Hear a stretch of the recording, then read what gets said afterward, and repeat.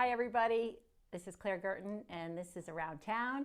And I'm especially excited today because my guest today is Katie Samson, who is a longtime friend of Radnor Township, native of Radnor Township. And we're really excited today because we're going to talk a little bit about Katie as a person and the facilities project that's going on at Radnor High School. You may have seen a lot of bulldozers and Tonka trucks out there moving dirt around. So we're really lucky today to have Katie here with us because she has been there from the beginning and has been a consult and a support for this project at the high school. So welcome, Katie. Thank you. It's so nice to be with you, Claire. Oh, it's so good to see you. Full disclosure, Katie and I go way back. I knew Katie when she was probably 18 when I met her, and have known her since. And we've had plenty of times to share along the years, over the many years here in Radnor. And thanks so much for coming today and helping us sort of dive into what's happening at the high school. And before we get started on the actual project, I just could you speak a little bit to us about, basically your story in connection with Radnor, your starts, your salad days, and all the way up to today. Yeah, absolutely. So I grew up in Wayne, and I started out actually at the Shipley School and then switched over to Radnor Middle School in 6th grade. I graduated from Radnor High School in 1998.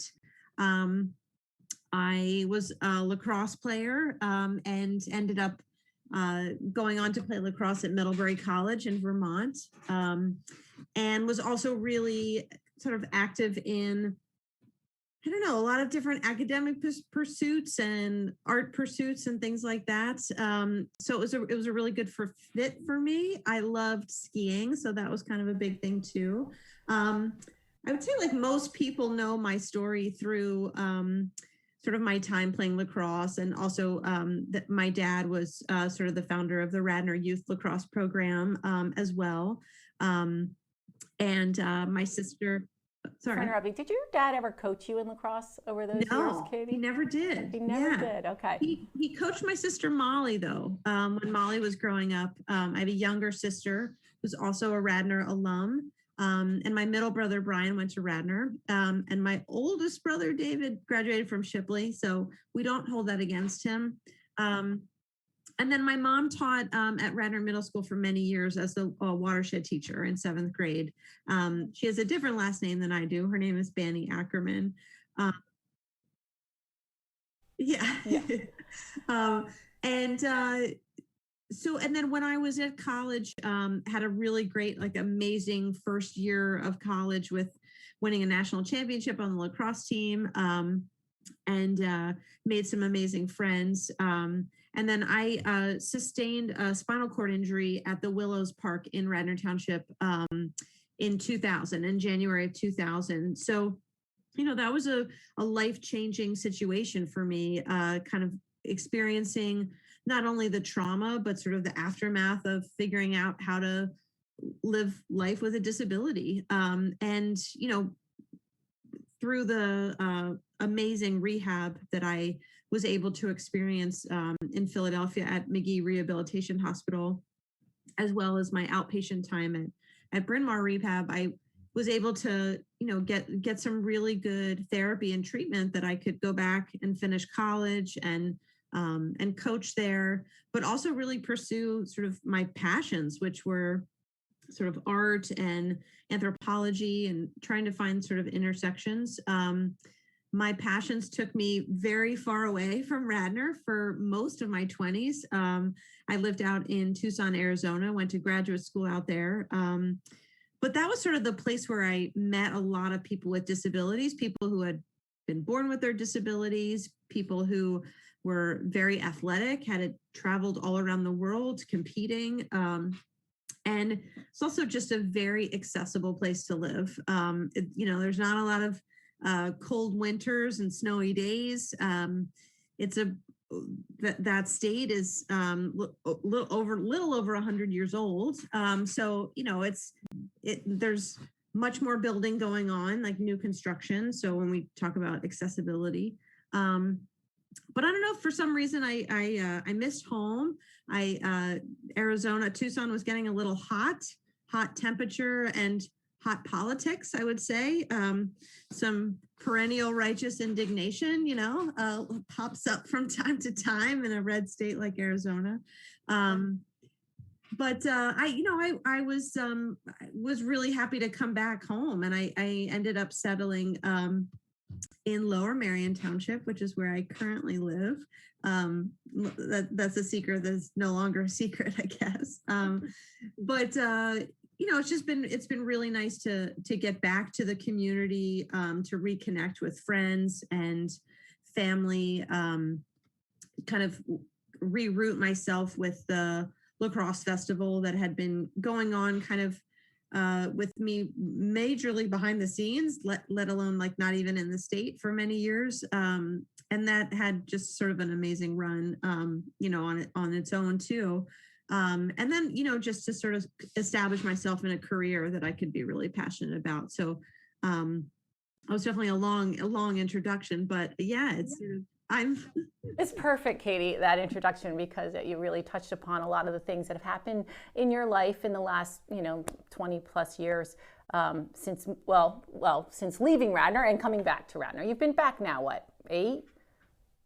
Gosh, I think it's 11 years now. Oh gosh, okay. Now you're dating me, because you and I have had an opportunity to work on the festival, the lacrosse festival that is in your name, and over those years, today I really want to talk about accessibility. You mentioned that, speaking about Arizona, and that was really interesting. I hadn't really thought about that, but weather helps with accessibility, and newer buildings and things that that we don't always think about. So here we are in 2020. I guess, when did we start thinking about the facilities project at Radnor? Do you remember? Gosh, I was invited to a brainstorming meeting with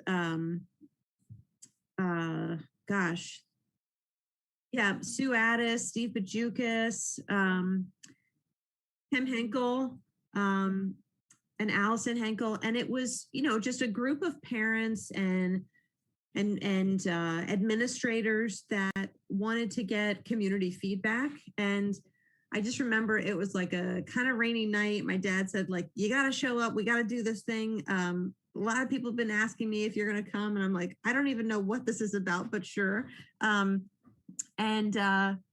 It was just a bunch of really passionate folks sitting around the library thinking, like, well, what are we going to do? And I just started talking to them about, like, my experience with having a disability, and talking about, like, what a project like this could look like. And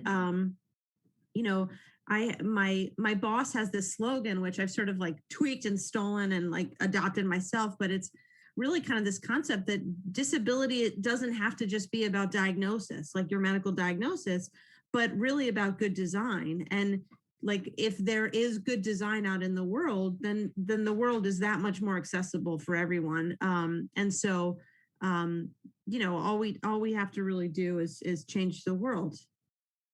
Easy as that. Right. Yeah. Well, in preparing for our interview today, Katie, I've listened to some of your podcasts, and I know your job right now is Director of Education at Outreach.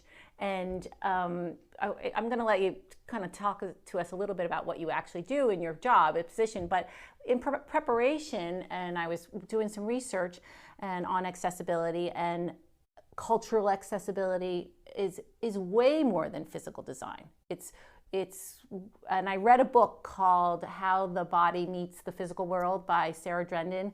And one of my favorite chapters, really, when I never even thought about it, was at Gallaudet, which is a university for the hard of hearing, the deaf, how their design includes marrying inside spaces and outside spaces, because you're actually listening with your eyes. Mm-hmm. And there are some of the seating and areas and group seating is wooden surfaces where you can hear vibrations.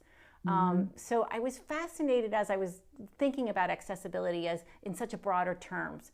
And to get back to, the time frame or the sequence of the facilities project at Radnor and with the Henkels. And the Henkels had a child, Pete Henkel, who has passed away, had SMA, and preparing for getting him at that high school.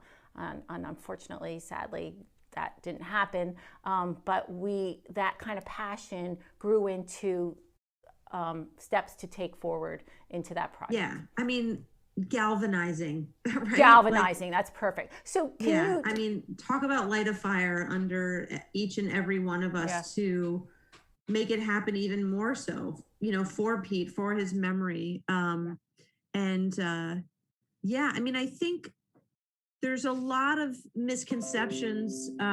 Sorry, that was my computer telling me I have this interview. Perfect. Yeah. Or I'm late for it. Yeah. So my understanding is that there's a lot of folks out there that when they think about ADA, they think about ramps and elevators, and there's so much beyond that. But also at its core, ADA is a law that was sort of meant to be changed and tweaked and added upon, and it's 31 years old. And it was designed for the anthropometrics of a white male wheelchair user, like middle-aged. And it didn't really factor in a lot to do with children. It didn't factor in a lot to do with the aging body. It didn't factor in other type of mobility devices that have since evolved. Now it didn't tackle obesity. And other health impairments that have come about. I mean, hello, COVID, right?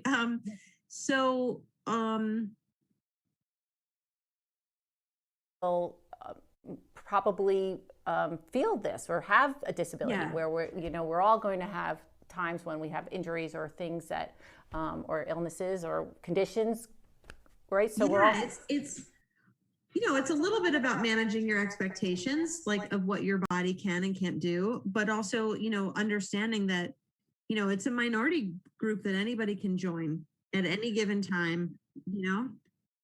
You can wake up tomorrow and have a disability, it's one of those things that I think in the late 90s, there was a lot of architectural designers that came together and said, listen, the ADA isn't really focusing on the needs of every human being, and we need to readdress this. So up popped like universal design concepts, and you'd start to see these buildings evolving, or museums or public places that really started to integrate not only this idea that we can design better for the human body, but we can design inclusively. So it's more intuitive and it's less exclusionary. So the person that has a mobility device gets sent down that corridor, around the back entrance, and up the ramp, and through a portable elevator, and then in through the kitchen and out through the janitor's closet, right? Samson Lacrosse Festival, we used to go all the way down to the Pike, Lancaster Pike, to go through a gate to get through an area that wasn't ramped.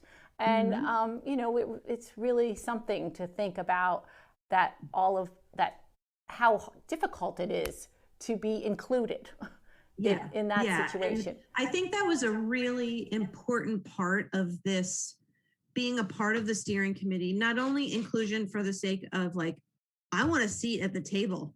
I want a seat in this conversation, and I'm going to see this thing through, because my voice and my perspective, honestly, being in a wheelchair, is a different voice in the conversation. Same of the voice of Tim Henkel, who had spent many years negotiating really challenging places with Peter, but also thinking about how we respond to things like COVID and things like air quality and germs. I mean, the gymnasium didn't have air conditioning, right? And to go to the pool as a spectator, you kind of had to walk through the locker room, so there's or to go up the stairs. Exactly. and to exit out the fire escape was also in the cross pattern of any traffic that there might have been a football game at the same time. So there was just nothing intuitive about that design. No offense to those architects. You don't know what you don't know. In the 50s or 60s, whatever. Okay. Yeah, Yes. yeah.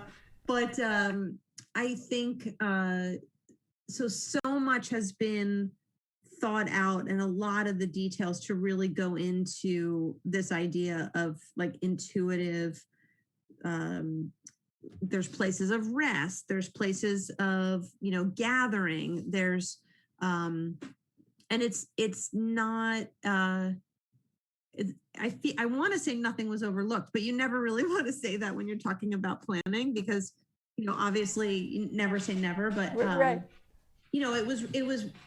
it was really wonderful to be part of a process where you felt heard. And I have to say, there were times in the meetings where a lot of people would talk, and granted, this is COVID, we're getting up at 6:30, 7 o'clock in the morning to get on these meetings, and bleary eyed and drinking coffee. And I'm looking at these plans through a Zoom screen, and I'm thinking, like, now, why would they put the ramp there when we can just all go down the ramp that way? Like, let's all go in together, And I think it was like Tim said something that I was like, yeah, like, so it was sort of about knowing when to speak up and saying, like, if I don't say this now, we're going to jump into another section of the plan and my voice is not going to be heard.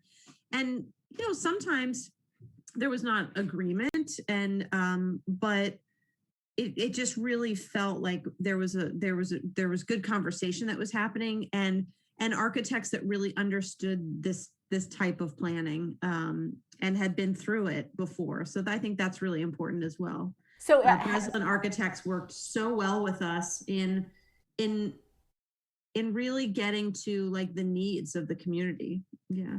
So that's something I hadn't thought about before, but were these specific architects and engineers, did they have ADA backgrounds and other projects that they had worked on? Yeah, I mean, in order to be sort of licensed and certified, you have to have like the bare minimum, like ADA. I call it standard beef, you got to know the basics. So definitely there, but there was a few things during the interview process that I just remember sort of being talked about that kind of piqued my interest. First things first, I have to say, in true transparency, we had architects that were showing up and still using the word handicap, and I'm like, I'm sorry, we just don't say that word anymore. People with disabilities, we don't use the term handicap. Like, you got to stop saying that word. And I almost wanted to give them my card after these interview meetings, being like, I could teach you some like language and etiquette training if you want me to come back to your organization. That process went along. What is your feeling of how you've changed your own thinking over the years? Has your own kind of concept of accessibility changed? Yeah, oh, so much. And even in this current position that I have, because I am constantly pushing sort of the social model of disability and talking about sort of it's the inaccessible world that creates these barriers to my existence, but it's communication barriers, it's technology, it's organizational structures, it's attitudinal barriers. It's also physical, but that's just one of the major barriers that people with disabilities, visible or invisible disabilities, face. And yeah, and I think for me, a lot of it was I articulate the social model so much, and yet I found myself oftentimes apologizing when I would be late for something, or even, I mean, let's face it, women has a tendency to say sorry too often about anything. It's I think we're born with a sorry DNA chip. But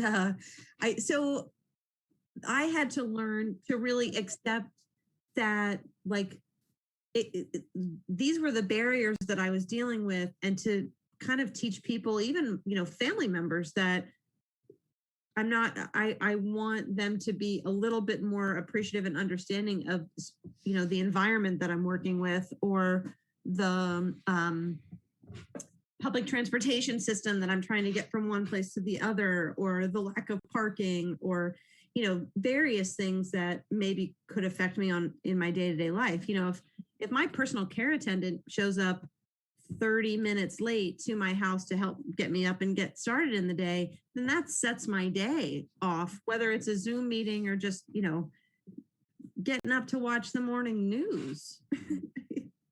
Community really should apologize, not you, right? So because because of the barriers, there is no apology for that. That really should come the other way. I heard you say recently, Katie, and it really resonated with me, but I heard you say it's not about necessarily all inclusion. Yes, it is, but who are we leaving out and why? Yeah. That really struck me as to think of it that way. Who are we leaving out? And everybody has a right to be included in physically, emotionally, socially, all, you name it, across the board. So, that story of how you got to the table for this project, and what you brought to the table is. And I think, I don't think it's not lost on me that, that our country is sort of at a reckoning right now with a lot of social justice movements, not just about accessibility and inclusion, but about Black lives, about Asian lives, about Natives, First Nations. So I think it's important to touch on the fact that, that with this collective pause that we've all had to reflect on the learning that needs to be done. And with disability and with a lot of these other social justice movements, it's really about someone's identity. And so when it's sort of a small thing here or there, that just like chips away at someone. You may have been familiar with the way in which a lot of Black people talk about microaggressions as being like mosquito bites. Right. It's like you get one and it's like, okay, but if you just kept getting bit over and over, it really wears on you. And I think from a standpoint of looking at, wherever you're going and when you're out and about in the community, which is, constantly trying to advocate for more community engagement for people with disabilities, because isolation is the norm, right? It's like, comfortable in my home and my own environment because I know it, I've constructed it myself. And, it's sort of, I designed it for myself. But when you get out in the world, it's like, was this made with me in mind? I don't know if it was, so. So as we make those steps, that was really beautifully put. Thank you. As we make those steps to have all of any barrier or disability in mind, do you feel like, obviously this is a first great step, but do you feel like the impact of doing a project like this will now expedite sort of more ideas around accessibility? And I know, I really hope so. I mean, let's just take like downtown Wayne. Mm-hmm. I've seen other areas and towns and things that may have one step or two steps to get in that have like thought really creatively about coming together as a community and saying like, listen, that coffee shop on the corner, like there's a lot of people that can't get into it. And, it's a welcoming place, and yet it's not welcoming for everybody. So, I think there's a level of advocacy that happens when you see good accessibility and you see good inclusion, that you start thinking about ways in which where you don't see it, and also speaking up about it, because it's exhausting for someone with a disability to have to constantly remind people that these barriers are existing.